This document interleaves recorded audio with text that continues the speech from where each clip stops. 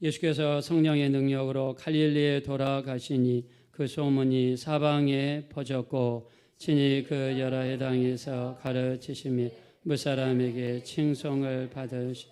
예수께서 그 자라나신 곳 나사렛에 이르사 안식일에 늘 하시던 대로 회당에 들어가사 성경을 읽으려고 서심해 그들이 다 그를 증언하고 그 입으로 나오는 바 은혜로운 말을 놀랍게 여겨 이르되 이 사람이 요셉의 아들이.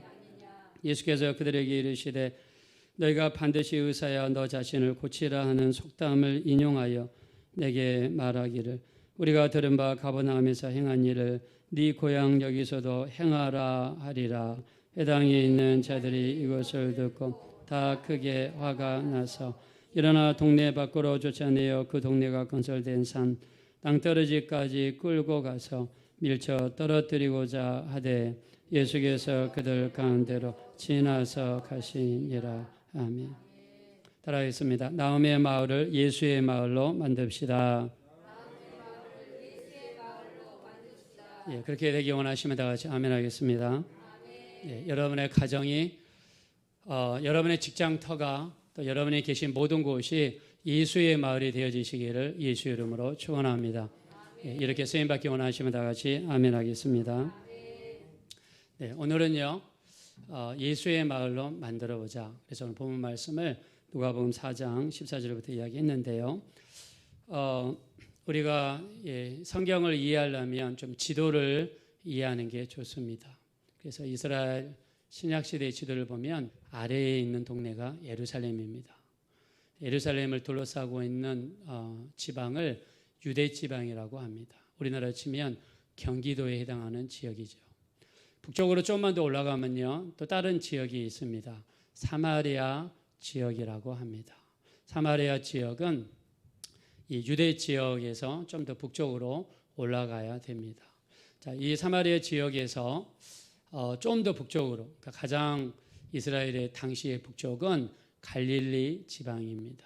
자, 갈릴리 지방 거기에는 무슨 바다가 있습니까? 갈릴리 호수가 있죠. 그래서 갈릴리 지방이 제일 북쪽에 있어요. 자, 예수님이 태어난 데는 남쪽 베들레헴이지만 예수님이 죽음을 당하려고 하니까 애굽으로 피신을 냈다가 다시 예수님께서 갈릴리 북쪽 지방에 가셔서 사셨습니다. 그래서 예수님께서 자라나신 곳은 북쪽 갈릴리입니다. 자, 그래서 오늘 우리가 이야기할 주 무대는 저 북쪽에 있는 갈릴리 지방이고요. 자, 갈릴리 지방에 성경에 나온 대표적인 도시 세 군데가 있습니다. 자, 먼저 예수님이 자라나신 곳이 어디라고 그랬죠? 예수님은 무슨 예수라고 그러죠? 나사렛 예수. 자, 나사렛 예수라고 그러는데 나사렛이라는 뜻은 예수님이 자라난 동네 이름이에요. 동네 이름이 나사렛이다. 그래서 여러분들 성경 읽어보실 때 나사렛이라는 지방은 북쪽 갈릴리 지방에 있구나 이렇게 이해하시면 되겠습니다. 자, 요한복음 2장 1절에 예수님이 물을 포도주로 만드셨다고 했습니다. 우리 교회 다니신 분들은 좀 아실 거예요. 자, 물을 포도주로 만든 초콜릿에 나오는 이 동네 이름이 뭡니까? 가나 지방이죠. 가나. 갈릴리 가나 초콜릿. 여러분, 그래서 이 가나 지방은 예수님이 물을 포도주로 만드신 곳이다. 그래서 가나라는 도시가 두 번째로 유명합니다. 자, 세 번째로 유명한 도시, 예수님이 가장 많은 이적과 기적을 행하셨고 예수님의 대부분의 12제자를 부르신 곳, 네 자로 뭐라고 그러죠? 가버나움이라고 그러죠. 자, 따라합시다. 가버나움. 자, 우리가 성경을 이렇게 알면은 제가 설교할 때도 이해하기가 쉬우시고 성경을 읽으실 때도 이해하기가 쉽습니다. 자, 우리 한번 다시 합시다. 이스라엘은 큰 지방이 세 개라고 그랬습니다. 자, 남쪽에 있는 지방이 유대 지방, 그 위에 있는 지방이 사마리아 지방, 그 위에 있는 지방이 갈릴리 지방. 자, 갈릴리 북쪽에 있는 지방 중에서 중요한 도시 세 개. 자, 첫 번째 예수님이 자라신 곳 나사렛. 자, 그다음에 초콜릿 동네 가나. 그다음에 제자들이 많이 나온 곳 가버나움이다. 가버나움이 좀 외우기가 어려운데, 자, 가버나움이다. 이 세 가지만 딱 머릿속에 심어 놓으시면 성경을 좀 이해하기가 쉽겠습니다. 자, 그래서 예수님께서 그러면은 그 나사렛이라는 동네에서 몇 살까지 살았냐면 29살까지 살았어요. 29살까지. 우리가 누가복음 3장 23절에 보니까 예수님이 공생애를 시작하는 나이가 30세쯤 되시니라 성경이 표현했습니다. 자, 공생애가 뭐냐? 영어로 public life다. public life. 자, 우리가 이번에 어떤 당에서 아주 젊은 당수가 당선이 됐죠. 그 전에는 컴퓨터하고 방송국 다니면서 이렇게 평론가 하다가 그다음에 당 투표에서 당선이 되니까 당 대표를 하잖아요. 그 전에는 사적인 생활을 하다가 이제 당 대표가 되면 공적인 생활을 하는 거예요. 공적인 생활. 그래서 공적인 생활을 한다. 예수님도 29살 때까지는 직업이 무엇이었을까요? 예수님의 직업이 목수였어요. 저는 여러분들이 만약에 직장을 은퇴하셨거나 특별히 할 일이 없다. 그럼 저는 꼭 뭐를 되라고 추천할까요? 목수가 되시라고 저는 추천을 해주고 싶습니다. 왜 목수가 되라고 하냐? 돈을 잘 벌더라고요.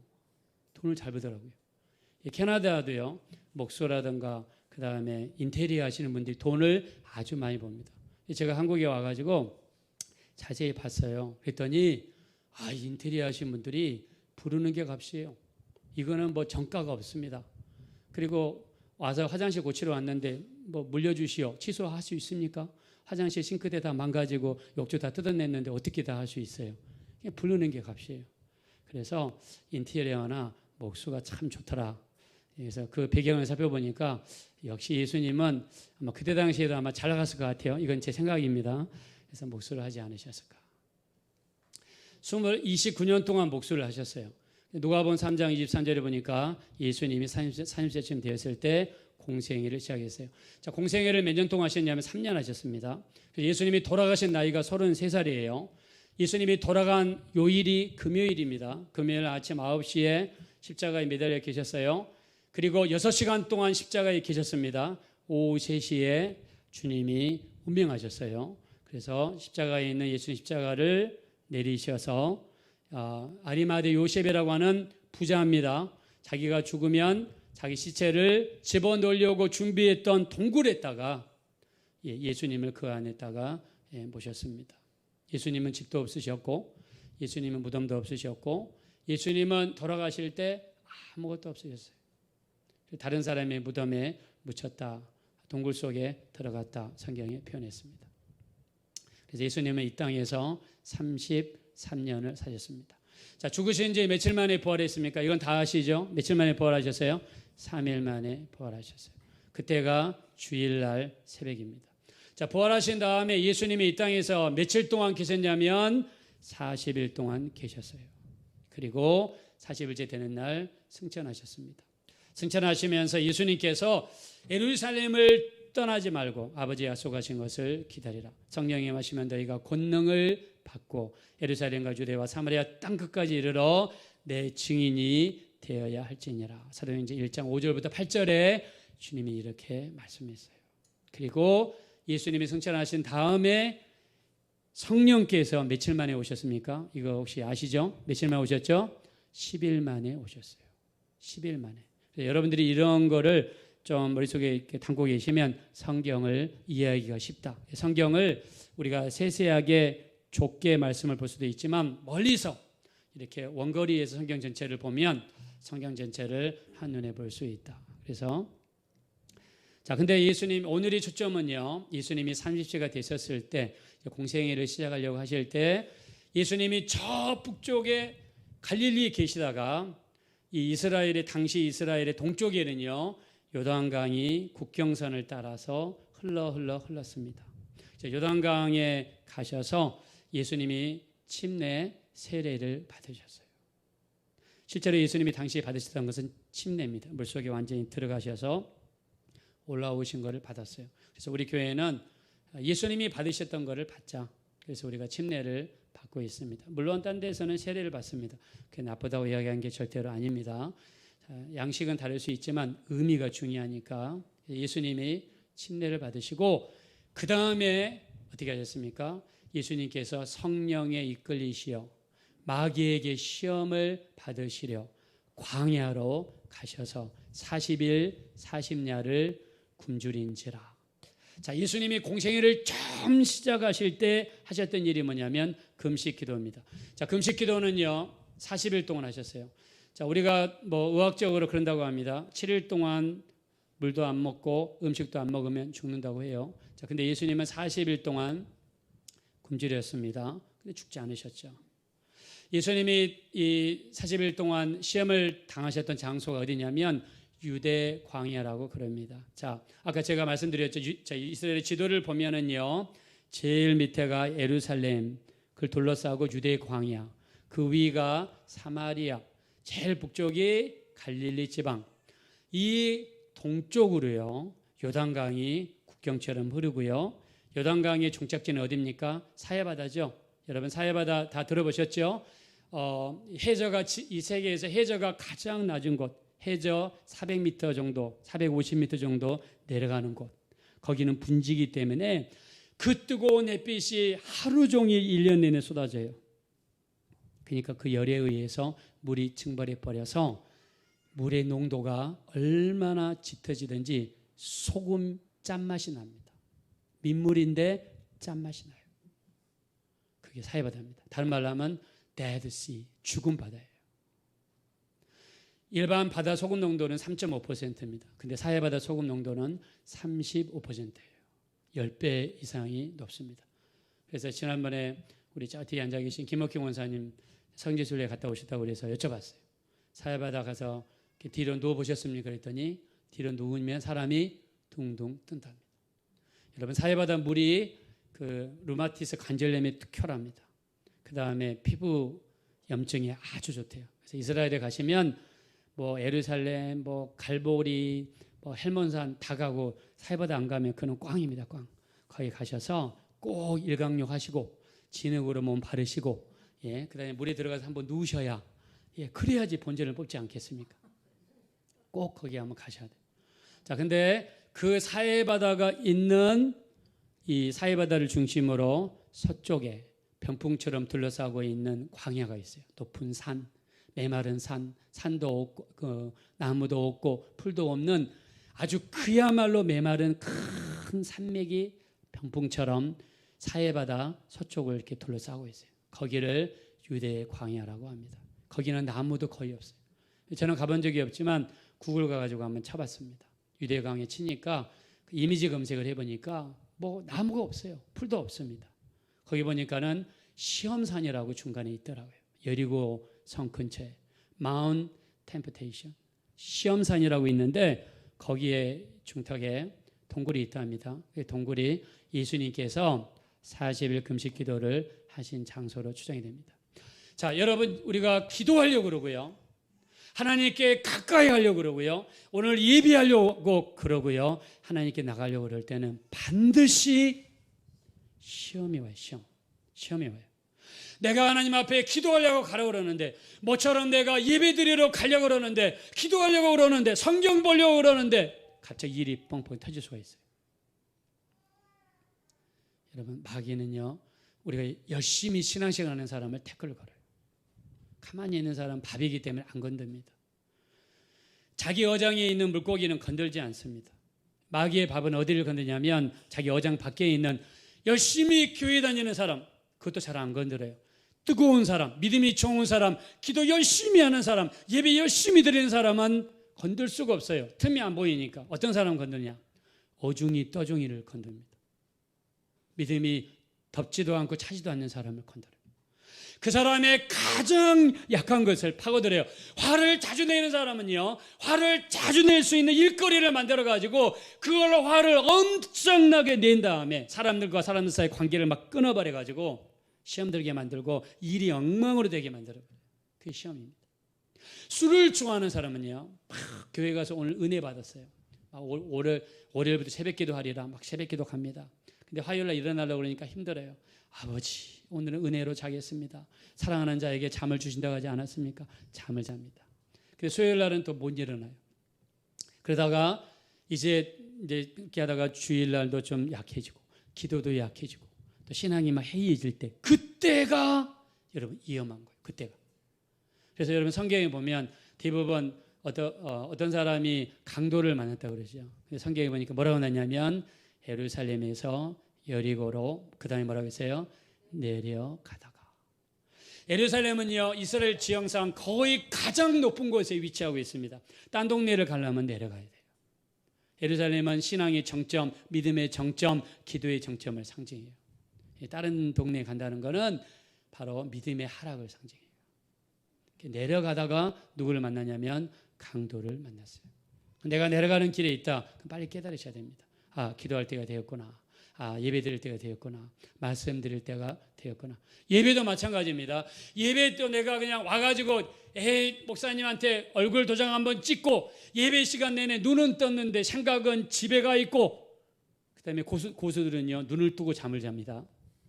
예, 이렇게 시간만 딱 때우다가 간다. 그러면 될까요, 안 될까요? 안 돼요. 그건 하나님과 교제가 없어요.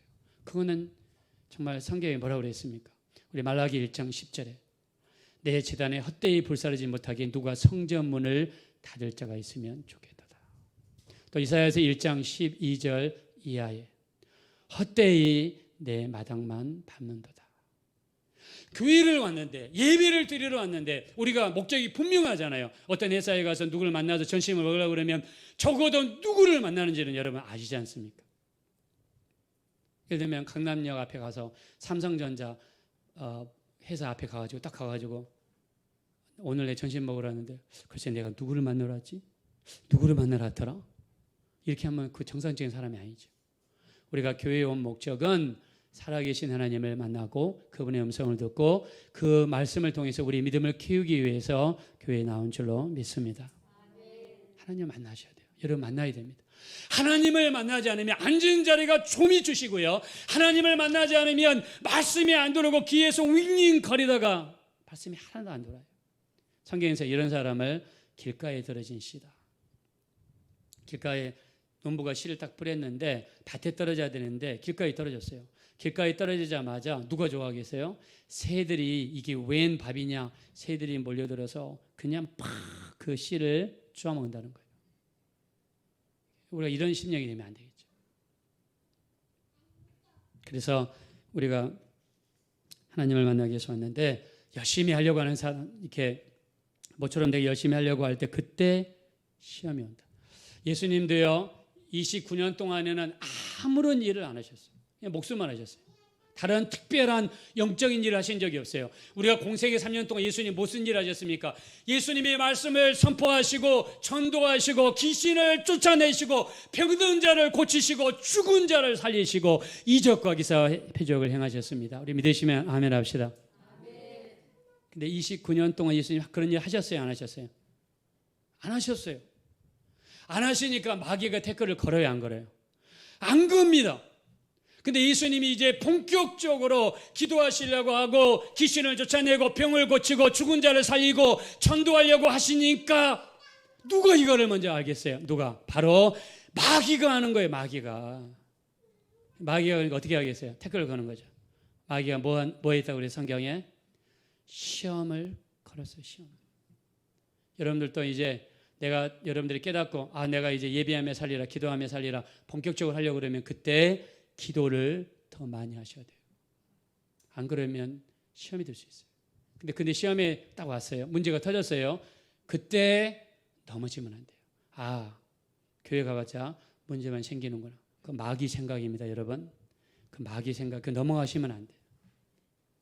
우리가 바닷물, 특히 낮에는 괜찮은데 밤에 해변가에서 수영할 때 물이 얼마나 시커멓고 무섭습니까? 처음 들어갈 때 무서워요. 근데 무섭지만은 첨벙첨벙 일단 딱 들어가서 좀 깊은 데 들어가서 몸을 돌려서 안쪽을 딱 보면은 불이 번쩍거리는 해변가를 볼 때 그때 안심이 됩니다. 처음에 들어갈 때만 힘들어요. 마귀가 태클을 걸 때 그때 무서워하시면 안 됩니다.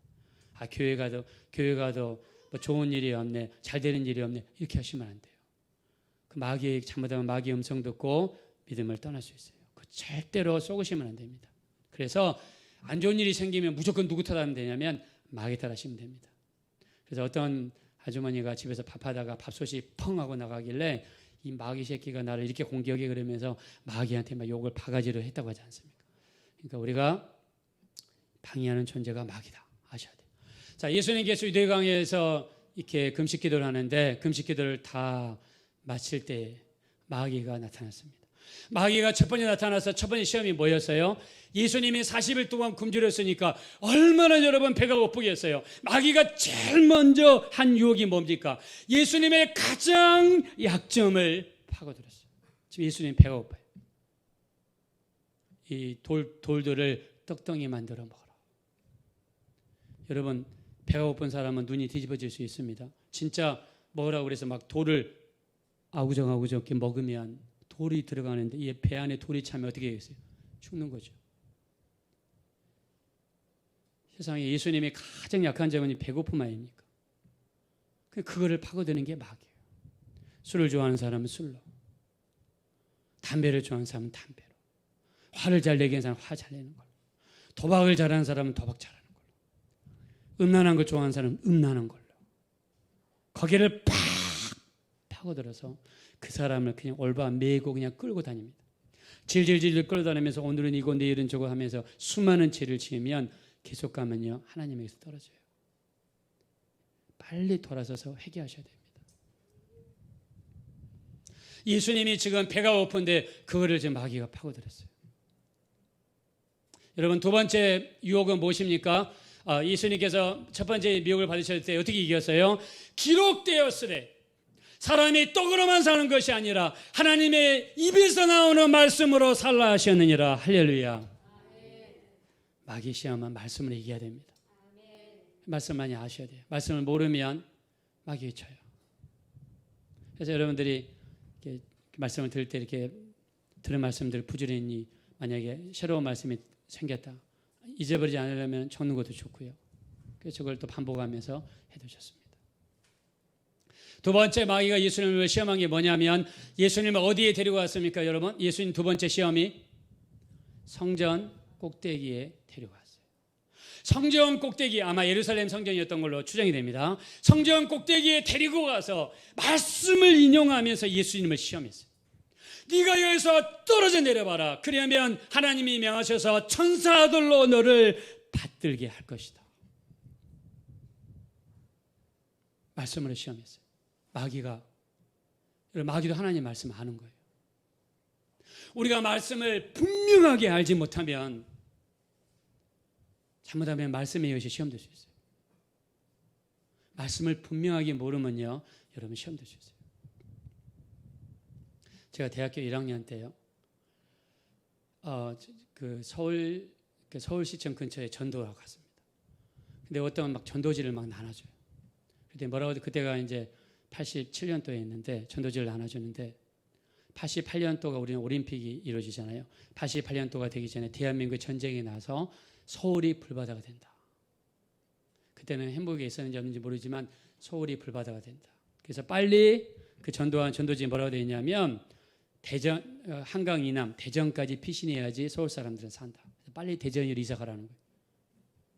저는 그런 전도지를 처음 봤거든요. 그러면서 막 말씀을 적고 북쪽에서 불이 쏟아져 가지고 막 밑으로 흘러가고 그러면서 북쪽이 북한이라고 그러고 막 말씀을 막 적어놔서 해석을 해놨더라고요. 그래서 저랑 저희 친구 저랑 다 해서 3명이서 거기 밑에 있는 주소지를 따라갔어요. 이 사람들이 왜 이런 말을 할까?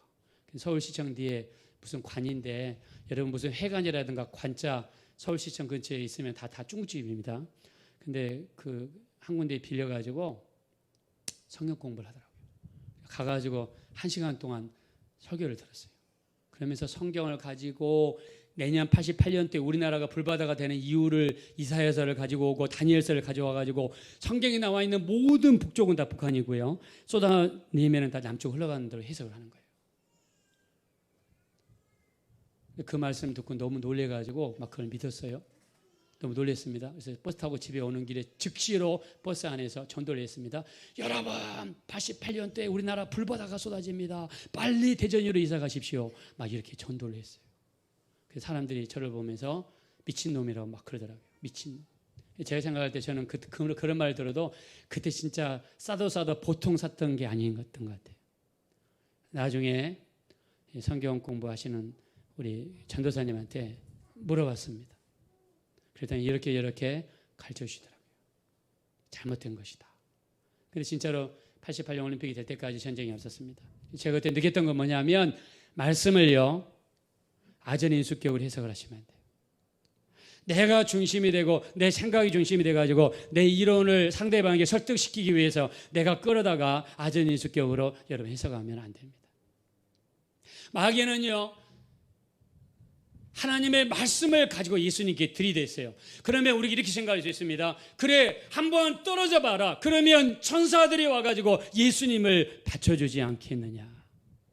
두 번째 시험에서 성전 꼭대기에 올라가서 예수님한테 뛰어내려 그랬을 때 뭐라고 그랬으면 예수님께서 하나님을 시험하지 말라. 시험하지 말라.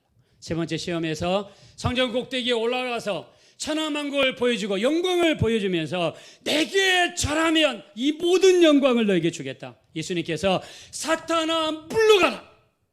오직 하나님만 경배하고 그만 섬기라 하였느니라. 우리 이렇게 생각할 수 있습니다. 근데 예수님께서는 뭐라고 했습니까? 사탄아 물러가라. 자, 우리 한번 주목을 주시고 한번 우리 명령합시다. 다 같이 명령합시다. 자, 제가 말하면 따라하시기 바랍니다. 힘있게 따라하시기 바랍니다. 예수님의 이름으로, 사탄아 물러가라. 내 집에서 물러가라. 내 인생에서 물러가라. 우리 그렇게 되기 원하시면 다 같이 아멘 합시다. 예수님께서 말씀을 가지고 시험하는 마귀에게 뭐라고 했냐면 사탄아 물러가라 명령했어요. 사탄아 물러가라 명령했습니다. 여러분이 시험에 들고 또 안 좋은 꿈을 꾸고 또 안 좋은 정말 일이 일어날 때 항상 명령하시기 바랍니다. 사탄은 내게서 물러갈지어다. 명령하셔야 돼요. 예수님의 이름으로 명령하니 물러갈지어다. 예수님이 기록된 말씀으로 승리한 줄로 믿습니다. 여러분, 만약에 여러분의 꿈속에서 사탄이 나타나서 내게 절하면 내가 너한테 이 모든 걸 주겠다. 제가 캐나다에 갔는데 우리가 그 캐나다에서 우리가 그 토론토 북쪽을 노스역이라고 그러는데요. 그 고속도로 401 고속도로하고 영 스트리트 거기 코너에 보면 프락터 앤 갬블이라는 회사가 있어요. 미국 회사인데 큰 빌딩을 토론토에다가 딱 지었어요. 근데 프락터 앤 갬블 그 회사는요. 창립한 사람이 원래 화학자입니다. 대학에서 화학을 전공하는 화학도입니다. 근데 꿈을 꿨는데 꿈속에서 시커먼 옷을 입은 사람이 나타나서 보따리를 던져주면서 그 안에 수많은 화학 공식이 들어있더래요. 나한테 절하고 네 영혼을 나한테 팔면은 내가 이 화학 공식을 나한테 주겠다. 그래서 사탄한테 자기 영혼을 팔아먹고 그 다음에 그 화학 공식을 받았어요. 화학 공식대로 만든 게 비누를 만들었어요. 그게 아이보리 비누입니다. 만들자마자 북미를 날개 돋친 듯이 북미에서 팔렸어요. 그 다음에 치약을 만들었습니다. 그게 크레스트입니다. 날개 돋친 듯이 팔려가지고 수많은 돈을 벌었어요. 그 다음에 타이드를 만들었어요. 그게 하이타이입니다. 세탁 세제. 그걸로 돈을 어마어마하게 벌었어요. 나중에 사탄 세력을 모아가지고 기독교인들을 잡아가려고 이렇게 했던 사람이 프락터 갬블이에요. 그렇게 해서 만든 회사가 프락터 갬블입니다. 만약에 여러분들이 신앙생활 하다가 내가 주일날 교회를 다니는데 만약 어디에서 돈 20만 원 줄게 30만 원 줄게 오늘 일당 뛰라고 여러분 제한이 들어오면 어떻게 해야 되겠어요?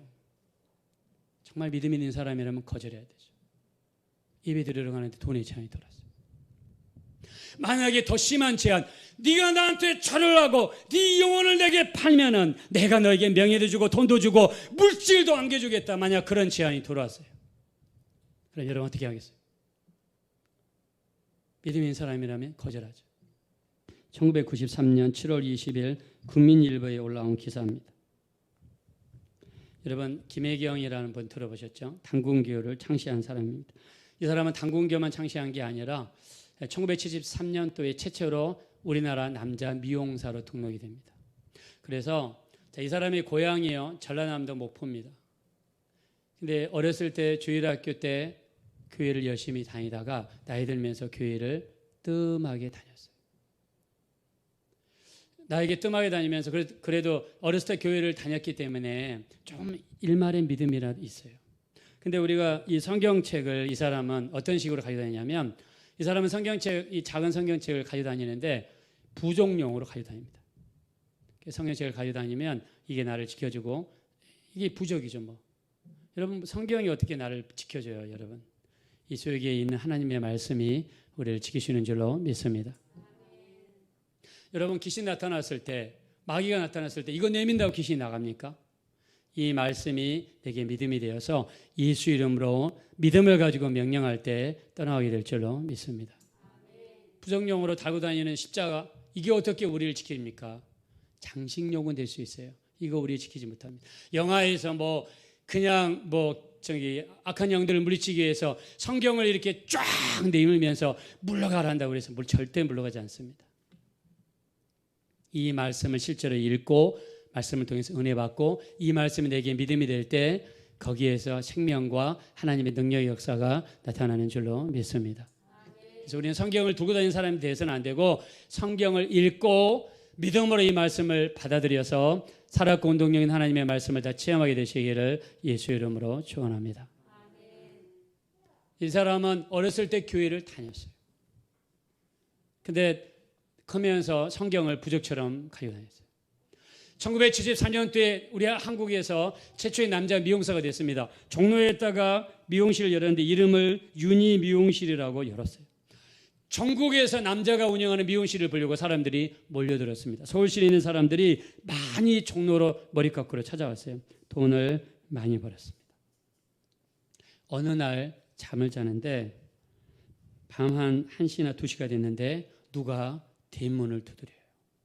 그러면서 혜경아 문을 열어라. 내가 너한테 큰 돈을 벌게 주겠다. 문을 열어라. 그래서 잠자다가 일어나서 비몽사몽에 밖에 나서 문을 딱 열었는데 시커먼 옷을 입은 노인이 서 있는 거예요. 그러면서 하는 말이 나를 따라오면 너에게 큰 돈과 명예와 부를 주겠다. 자, 여러분 만약에 밤에 누가 나타나서 나를 따라오너라. 내가 너한테 서울 시내 빌딩 한 10채를 주겠다 하면 따라가시겠습니까? 대답이 없어요. 안 가셔야죠. 가면 안 됩니다. 물질이 막 서울에 무슨 건물주를 요즘에 조물주보다 높다고요. 막 이런 식으로 이야기하고. 그래서 이 노인을 따라가는데 동네를 벗어나서 작은 동네로 접어들더니 계속 올라가더니 중랑구 망우산으로 가더니 거기에 뭐가 있어요? 망우리 공동묘지에 들어갔습니다. 눈을 딱 떠버리고 둘러보니까는 공동묘지예요. 음침하고 무섭고 으산하고. 물론 지금 망우리 공동묘지는 망우리 묘지공원으로 바뀌었습니다. 그래서 거기에 가면은 사세기 길, 그 다음에 나들이 공원 해가지고 굉장히 지금은 매장 못합니다. 아마 낙골모만 아마 허용이 되나 아마 그런 걸 알고 있는데 스산하고 음침한 그런 분위기는 완전히 사라졌습니다. 지금은 아니에요. 옛날에 망우리 공동묘지는 갖가지 우리나라 모든 이상한 이야기가 나오는 동네였어요. 그 망우산 중랑구에 있습니다. 거의 딱 공동묘지 한가운데 서 있는 거예요.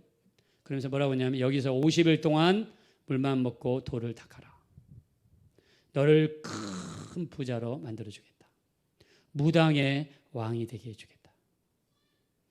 근데 이 노인의 어떤 기세가 느껴지니까는 대꾸도 못하고 거기에서 돌을 닦기 시작하는데 3일째 되는 날 도저히 무서워서, 여러분 공동묘지 무섭잖아요. 무서워가지고 도무지 있기가 무서워서 내려왔대요. 내려오는 길에 큰 이 구렁이가 이 또가리를 들고 있다가 자기를 향해서 달려들더니 자기 몸을 칭칭 감더래요. 망우리에 그런 구렁이가 있을까요? 없을까요? 없어요. 영적인 지금 눈으로 그렇게 보이는 거예요. 영적인 지금 세계에서 벌어지는 현상이 지금 그 눈에 보이는 거예요. 그러면서 목을 조여오면서 내 말을 들지 않으면 죽여버리겠다. 그래서 이 사람이 살려주세요, 살려주세요 외치는 거예요. 그러면서 무엇이든 할 테니까 살려달라고 이렇게 예언을 했습니다. 그 뱀이 하는 말이 뭐라고 하냐면 네 가방 속에 있는 성경책을 찢어버려라. 아까 제가 말씀드렸잖아요. 이 사람은 성경을 부적처럼 가지고 다닌다고. 이 가방 속에 있는 성경을 찢어버려라. 그래서 성경을 그 자리에서 찢었대요. 그래서 다시 돌아가서 돌을 닦기 시작해가지고 50일 동안요. 그 마을의 공동묘지에서 돌을 닦았습니다. 자, 돌을 닦고 나서 다시 집으로 돌아왔어요. 집으로 돌아왔는데 그 다음부터 이상한 일이 생기는 거예요. 밤 1시에서 2시만 되면요. 이상한 괴인이 나타나서 그 다음날 찾아올 사람들을 이야기해주고 이름도 이야기해주고 그 사람에 대해서 다 이렇게 알려주는 거예요. 그래서 진짜로 집에 앉아 있으니까 사람이 찾아와요. 그 사람에게 대해서 다 이야기해주면 찾아온 사람들마다 용하다, 신통하다 이런 이야기를 하는 겁니다. 와가지고 돈을 뭉텅뭉텅 놓고 갔습니다. 그러면서 동네에서 쪽집게라는 이야기가 소문이 났어요. 그리고 정치계에도 알려지고 사람들한테 알려지기 시작했어요.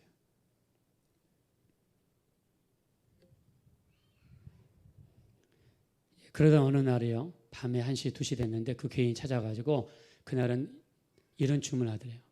기독교를 말살해라. 기독교를 말살해라.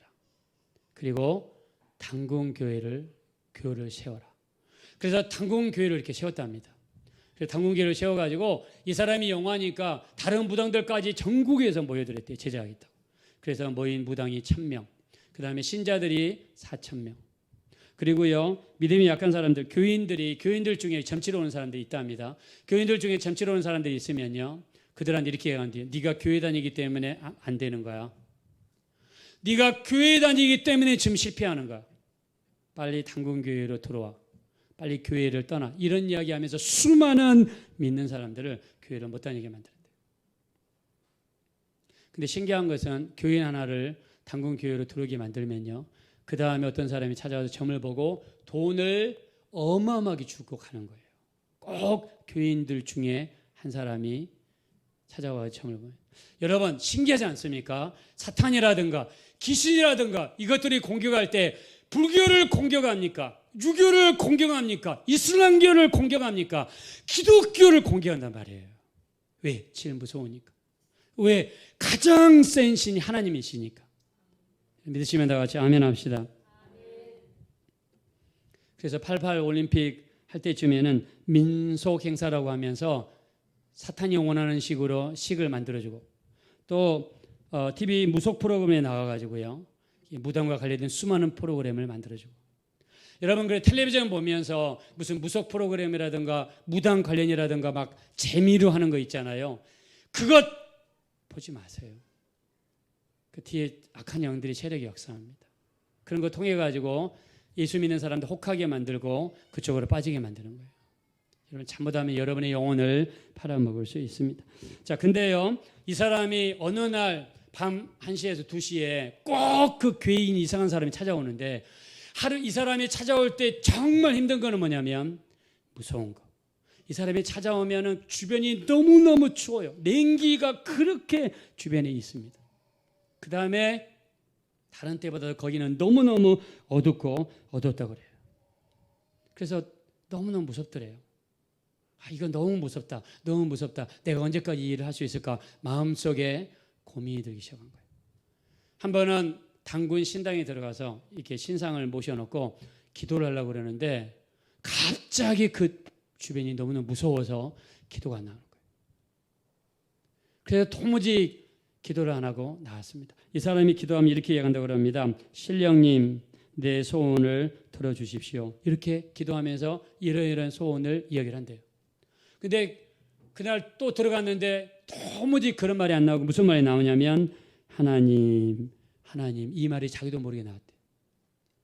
그래가지고 서양 귀신인지 알고 너무 무서워가지고 그냥 나와서 굿도하고 서양 귀신이 들어왔네 하면서 굿도하고 또 들어가서 기도를 그러는데 자기 입에서 자기도 모르게 하나님 나를 용서하소서. 그래가지고는 이 사람이 도무지 안 되고 싶다고 그래서 3일 정도 이 신당에 안 들어가다가 4일째 딱 들어갔는데 제단 위에 그 망우리 공동묘지에서 만났던 그 구렁이 있잖아요. 그게 또가리를 턱 틀고 자기를 공격하려고 보고 있대. 너무너무 무서워서 몸이 마비됐는데 그때 흰옷님은 사람처럼 생긴 천사가 나타났는데 손에는 큰 무슨 막대기 같은 게 들려져 있대요.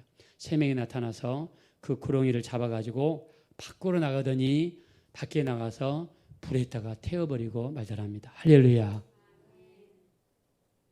그때서 이 사람이 깨닫는 거예요. 그래, 내가 어렸을 때 교회를 다녔지. 사탄 귀신보다 더 세신 분이 하나님이시지. 나 이제 돌아갈래. 근데 그때 음성이 들리는 거예요. 혜경아, 네가 모든 것을 버리고 돌아오너라. 나는 아직도 너를 사랑하고 있단다. 그 음성을 듣게 됐답니다. 그리고 나서 이 사람이 어렸을 때 그 불렀던 찬송이 갑자기 생각이 나면서 찬송가를 부르기 시작했대요. 그 찬송이 뭐냐면 내 영혼이 은총 입어입니다. 자, 우리 한번 찬양 하나 해봅시다. 자, 우리 찬양 내 영혼이 은총 입어. 다 같이 가슴에 손 얹으시고 나를 구원하신 주님, 예수 믿게 하신 주님을 한번 찬양하겠습니다. 내 영혼이 은총 입어 중한 죄짐 얻고 보니 슬픔 많은 이 세상도 천국으로 와하도다. 할렐루야 찬양하세. 내 모든 죄 사함받고 주 예수와 동행하니 그 어디나 하늘 높은 산이 거친 들이 높은 산이 거친 들이 조막이나 근거리나 내 주 예수 오신 곳이 그 어디나 하늘. 할렐루야 찬양하세. 할렐루야 찬양하세. 내 모든 죄 사함받고 그 예수와 동행하니 그 어디나 하늘 나라. 할렐루야. 예수님이 만왕의 왕이라고 믿으시면 다 같이 크게 아멘 합시다. 예수님 앞에 마귀도 떠나가고 귀신도 떠나가고 문제도 떠나가고 모든 질병도 떠나게 될 줄로 믿습니다. 예수님이 만왕의 왕이에요. 예수님만이 우리 영혼을 구원하는 거예요. 그 무서운 구렁이도 예수님 앞에 물러가 불에 타서 사라지게 되더란 말입니다. 할렐루야. 우리 누가복음 10장 19절에 내가 너에게 뱀과 정갈을 밟으며 원수의 모든 능력을 제할 권세를 주었으니 너희를 해할 자가 결단코 없으리라. 할렐루야. 예수님 만왕의 왕이세요. 만주의 주가 되세요. 이분이 지금 나사렛 동네에 가셨는데 금식 기도를 마치자마자 나사렛 동네에 가셨는데 이분을 영접하지 않습니다. 이분을 핍박합니다. 이분을 환영하지 않습니다.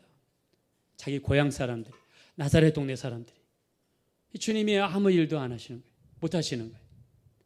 우리 마가복음 6장 3절에는 예수님을 배척했다고 그랬습니다. 우리 마가복음 6장 5절에는 예수님이 어떤 권능도 행하실 수 없다고 그랬습니다. 마가복음 6장 6절에서는 예수님이 그들이 믿지 아니함을 이상히 여기셨더라 그랬어요. 예수님께서 권능으로 능력으로 우리에게 찾아오셔서 은혜 베풀어 주시고 응답 주시고 도와주시고 함께하고 싶어서 우리를 불러주시고 찾아주셨는데 우리가 할 일이 무엇입니까? 마음을 열어야 됩니다. 믿음으로 받아들여야 됩니다. 예수님을 환영할 때 주님의 역사가 우리 가운데 나타나게 될 줄로 믿습니다. 그 김혜경 지금은 목사님이 되셨어요. 그렇게 구렁이가 사라지고 나서 하나님 앞에 자기가 예수 믿는 사람들 중에 전보로 오는 사람들을 예수 믿음을 떠나게 한 게 그렇게 후회가 되더래요. 그래서 자기 아는 사람들 연락해서 다시 설득하고 예수 믿게 만들고. 그거 마귀의 역사다. 거기 가면은 죽는다. 그건 사탄의 역사다. 점치는 거 귀신의 역사다. 그거 지옥 가는 거다. 지금은 전도하고 다녀요. 예수 믿고 열심히 회개했는데 그 다음에 새벽 1시에 2시에 찾아오는 그 이상하게 생긴 죄인이 찾아올까요? 안 찾아올까요? 그 다음부터는 이름도 없이 사라져버리고 말았답니다. 할렐루야. 우리가 사망의 영접한 골짜기로 다닐지라도 해를 두려워하지 않을 것은 주께서 나와 함께 하심이라. 주의 지팡이와 막대기가 나를 안위하시나이다. 마가복음 16장 17절 믿는 자들에게 이런 표적이 따르니 내 이름으로 귀신을 쫓아내며 새벽을 말하며 뱀을 집으며 무슨 독을 마실지라도 해를 받지 아니하며 병든 자에게 손을 얹어 낫게 될 줄로 믿습니다. 기도하고 예수 이름으로 대적하면 마귀는 물러가야 되고 문제는 물러가야 되고 반드시 어려움은 떠나가야 될 줄로 믿습니다. 이게 예수 믿는 믿음이에요. 예수 믿는 역사예요. 예수 믿는 자녀의 권세입니다. 예수 믿으면 우리 천국 갑니다. 그분의 천국이 지금 우리 안에 임하여 있어요. 예수님이 우리 안에 들어오기 원하시고 40일 금식 기도를 마치자마자 가장 사랑하는 사람들, 고향 사람들 찾아갔는데 환영하지 않았어요. 받아들이지 않았어요. 주님은 역사를 못했습니다. 가버나움은요, 나움의 동네라는 뜻입니다. 근데 지난번에 어떤 분이 이런 얘기 하시더라고요. 자기가 가버나움을 갔대요. 아니 도대체 여기는 어떻게 했길래 이렇게 많은 하나님의 역사가 나타났나. 가버나움 입구에 갔더니 이런 명패가 크게 걸려있더래요. Capernaum, the town of Jesus. 가버나움, 예수님의 마을. 가버나움이 나움의 마을에서 어떻게 예수님의 마을이 됐습니까? 예수님을 환영했습니다. 예수님을 믿어드렸습니다. 예수님을 전적으로 신뢰했습니다. 예수님이 하라는 대로 순종할 때 중병자가 낫게 되고 죽은 자가 살아나게 되고 이적과 기사 표적 놀라운 역사가 나타나게 된 줄로 믿습니다. 예수님을 인정하고 모셔드리고 받아들이고 환영하고, 우리 마가복음 2장 1절에 보면 예수께서 가버나움에 들어가시며 예수님이 집에 계시다 하는 소문이 들린지라. 가버나움에 예수님이 거하는 집이 있었대요. 예수님이 편하게 머무시도록, 편하게 거하시도록, 편하게 주무시도록 집이 있었다는 거예요. 집이 계시다 하는 소문이 있다는 거예요. 우리 마태복음 9장 1절에 보니까 예수님께서 본 동네에 이르시니, 본 동네, 영어로 보니까 His own town, 본 동네는요 가버나움을 이야기합니다. 예수님이 나사렛을 자기 동네로 하지 않으시고 가버나움을 자기 동네라고 하신 거예요. 그 정도로 가버나움 사람들은 나움의 동네를 예수님의 동네로 만들었습니다. 우리의 가정을 예수의 동네로 만들기 위해서 어떻게 됩니까? 예수님을 인정하시고 예수님을 받아들이시고 예수님을 환영하시고 예수님이 하라는 대로 하고 하지 말라는 거 하지 마시고 가지 말라는 데는 가지 마시고 가라는 데만 가시고 마음을 여시고 믿음으로 주님을 받아들이면 우리가 있는 동네가 예수의 동네로 변하게 될 줄로 믿습니다. 예수의 동네로 만들어야 돼요. 가버나움이 예수의 동네가 된 거예요. 여러분, 정말 마귀는요 우리를 어떻게 하든지 죄짓게 만듭니다. 끊임없이 우리를 미혹하고 욕합니다. 예수님의 가장 약점인 배고픔을 이용합니다. 넘어가지 마세요. 이 땅은요 참새 약간이에요. 여러분, 미혹과 유혹 제 뒤 속에는 마귀의 역사입니다. 우리 정말 예수님을 사모하시고 받아들이시고 환영하셔서 그 예수님 만나시고 그 예수님 경험하시고 그 예수님과 늘 동행하시고 어떤 어둠의 역사, 마귀의 역사도 일절 틈타지 못하게 만드는 예수의 마을 만드시기를 예수님의 이름으로 축원합니다. 우리 시험으로 기도하실 때 정말 내가 죄악을 멀리하고 예수님만 받아들이고 예수님만 섬기고 예수님을 환영하고 예수님만 모시고 정말 절대적으로 신뢰하고 믿고 환영해서 기적의 역사, 능력의 역사, 생명의 역사, 믿음의 역사가 충만한 예수의 마을 만들게 도와주십시오. 예수의 마을로 우리의 장소가 변화되게 도와주십시오. 우리 합심으로 간절히 기도하겠습니다. 돌아오시고 잡으러 오신 하나님,